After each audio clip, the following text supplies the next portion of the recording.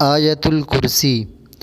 আল্লাহু লা ইলাহা ইল্লা হুয়াল হাইয়ুল কাইয়্যুম। অর্থ, আল্লাহ ছাড়া কোনো উপাস্য নেই, তিনি জীবিত, সব কিছুর ধারক। লা তাখুযুহু সিনাতুন ওয়ালা নাওম। তাকে তন্দ্রাও স্পর্শ করতে পারে না এবং নিদ্রাও নয়। লাহু মা ফিস সামাওয়াতি ওয়া মা ফিল আরদ। আসমান ও জমিনে যা কিছু রয়েছে সবই তাঁর। মান যাল্লাযী ইয়াশফাউ ইনদাহু ইল্লা বিইযনিহি।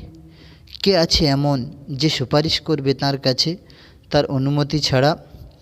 ইয়ালামু মা বাইনা আইদিহিম ওয়া মা খালফাহুম।